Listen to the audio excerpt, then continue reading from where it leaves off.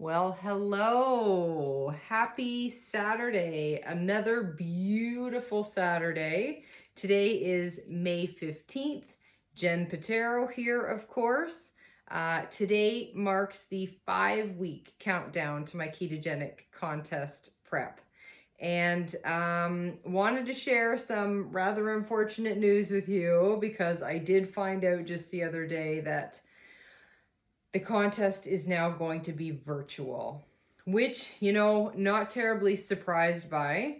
But in light of the extension of the restrictions here in Ontario, UFE made the decision to make it a virtual competition, which, it's not great, but I am incredibly thankful for the UFE at least offering us this opportunity. I know as a first-time competitor, now understanding all of the work that's gone into this and all the excitement that I've got, I'm really thankful to be able to still jump on a virtual stage and compete. Because originally when I signed up to do this, I thought I'll only do it if it's live. If it's virtual, not really interested. But now that I'm here and this close, I would hate to, just do a photo shoot and not be able to go through the competition. So very thankful that they're putting so much effort into this and making it available to the athletes. So that's fantastic. Thank you, Sean. I told you that I might be stepping on a stage today. Obviously not happening. There was a lot of things I needed to put into place in order to make that happen. One being this lovely backdrop and some lighting and a new camera. Like, there were lots of things from a technical audiovisual perspective that I needed to get lined up and wasn't sure I would have it ready to go for today. So not doing it, but I will be jumping on virtually on June 19th. And I needed to say a great big thank you to Vanessa and Tammy, who actually just left here not too long ago, but Vanessa's a photographer, so they came to help me set this up. Vanessa's gonna let me borrow this. Thank you, girl, you're amazing. Lighting, all of it. And she's gonna take some pictures for me too, so thank you so much, Tammy and Vanessa. And you know what? While I'm at it, there are so many people who have helped me along through this process and helping me get ready for my competition. So just wanted to say great big thank you to Lori House, Gel Moments. She offered to provide me with some nail polish for my show. So thanks, girl. She helped me pick out some colors. We've ordered them. They're on their way. Tina, Scarlett, these eyelashes, love them. And she actually just dropped off a couple pair for me to try so that I can choose one to wear for the competition day. So thank you, girl. You rock. Lindsay Adams. Oh, she hairstylist and she's going to do my makeup for the competition. Thanks, girl. Really appreciate it. And she also helped me pick out some extensions. So she's been a tremendous help to me. She's going to make me look beautiful. Diane Armstrong, support cheerleader of the year. Both she and Lindsay, actually, as soon as I told them that I'm going to do this competition, they're like, sign us up, we want to go too, book us in. So we booked a hotel room. They were fully prepared to travel 3 hours west of here to join me for the competition, to help support me, to cheer me on, and then to celebrate with me when all was said and done. So really appreciate that, ladies. And we're not going to be able to go to London, which is kind of a bummer, but we can still celebrate and have some girl fun here after the virtual show. So we will make that happen. So many people to thank. So I hope that I've got everybody. Really appreciate your support and encouragement and all of the help you've given me along the way. So today wanted to just quickly show you, I had mentioned I might like to share with you what it is I'm going to be wearing for this competition. And one of the biggest things I've had to get used to is walking in these 5-inch heels. They're lovely, very glitzy and sparkly. And they're not as uncomfortable as I thought that they might be. Totally gotten used to them. Not, you know, I'm better. I'm improving, rocking them. I'm getting there. So that's the footwear that I'll be wearing. And then another person I need to thank, actually, Krista at KH Customs, who created my bathing suit, the bikini that I'll be wearing the day of. Beautiful. It's stunning. Thank you. Thank you so much. And then I did buy from her also a practice suit. So this is what I've been wearing with my posing during my posing sessions with Christy, who, girl, you've been amazing. You have answered so many of my questions relating to this contest, and I can't thank you enough for all of your help and support, and for the posing. Maybe I'll rock a couple poses here quickly too, but anyways, this is what I've been wearing for my posing sessions. It is a teeny tiny bathing suit. I'm not used to wearing, you know, I didn't even used to wear a 2-piece at all. I'd only wear 1-piece bathing suits. So the fact that I wear a 2-piece is a big deal, but the fact that I've been wearing this teeny tiny 2-piece is an even bigger deal, because there's not a whole heck of a lot to this, but it is stunning. It's beautiful. Love the color.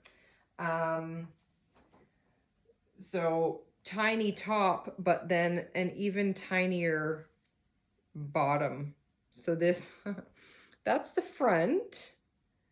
And honestly, by the looks of things, I'd say that the front of this bathing suit is actually bigger than the bottom. There's not a whole heck of a lot of material there, but you know what? Like, you can choose the size of the bottom coverage that you'd like. And this is the second most conservative size. There's one size that's a tiny bit bigger than this, and then this is the next biggest. So they're teeny tiny suits, but you want to highlight the muscle. You want to highlight all your hard work. So that's how you do it. You don't wear a whole heck of a lot. You don't cover much of your body. But yeah, so that's the suit. That's the size of the suit that I will be rocking that day. And then maybe just one quick pose. My front, there's my front pose. And then in and a quarter turn to the right. Oh, quarter turn. And then do the back. Maybe I'll do one back. The back pose too. Hope you can see me because I can't see you. Back. And then one more quarter turn to the left.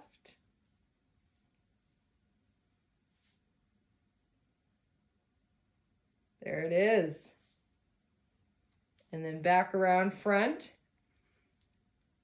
Quarter turns. There you have it. A little bit of posing. Christy, I hope that that was okay. Anyways, so that's a bit of posing for the 5-week countdown. And now I will quickly give you some updates as to where I stand, the progress that I've made this past week.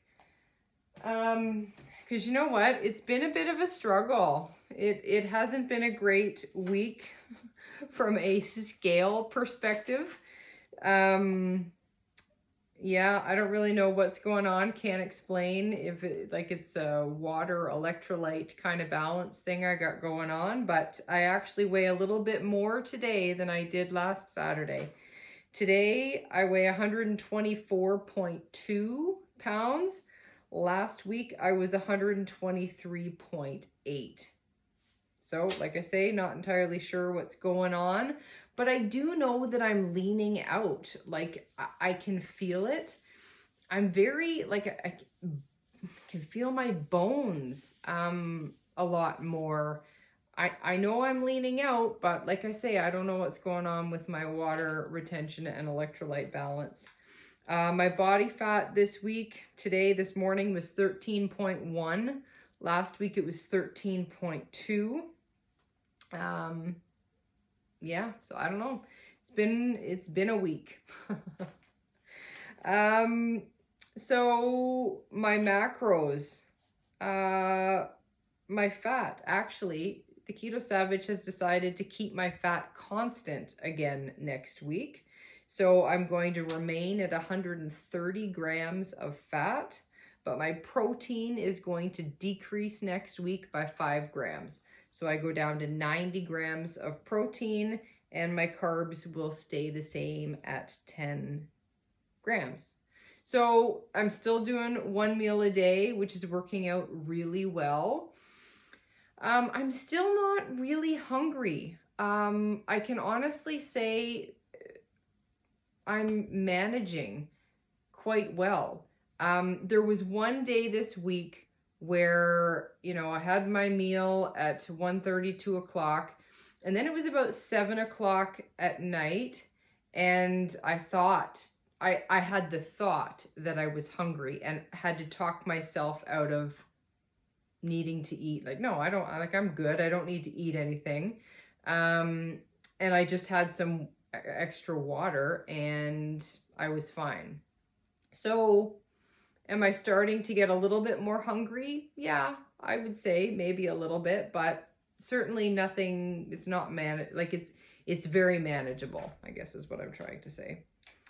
I did have, from an energy perspective, I did have one morning this week where I slept in until it was like dragging my butt out of bed at 8 a.m. Normally I'm up at like 6:30, like not a problem, up and at 'em. But I did have one day where, again, I was just feeling more lethargic and didn't want to get out of bed even at 8 a.m. So energy level changing, maybe feeling, a little bit hungrier, energy level decreasing a tiny bit. The other thing this week that I noticed is my muscles were sore. Like I love keto because it's so anti-inflammatory, and I really don't have on a day-to-day much muscle soreness, really ever. This week though, I've been stiff and sore. So again, that might have something to do with the electrolyte balance. It might be off, and maybe why I'm retaining a bit more water. So I certainly want to get to the bottom of this as we get closer to show day, so that I know exactly how much water I should be taking, exactly how many electrolytes, and find that balance, because it's changing, right? It constantly changes as my body changes, as my exercise and nutrition changes, right? So I feel I need to dial that in a little bit more, and we'll focus on that this week. But that's really it. That's all I've got to share. I think the only other thing I forgot to mention here is my average calories when I was talking about nutrition. So last week, my average caloric intake was 1,652 calories. That was last week, and this week they're dropping to 1,619 calories on average per day. So 1,620-ish calories every day, and we'll see how this works. We'll see how my body responds to this from an energy perspective, from a hunger perspective, and then we'll see if this scale moves a little bit more this week. Anyways, thanks so much, guys. Take care, and we will talk next Saturday. Enjoy a beauty weekend. Bye for now.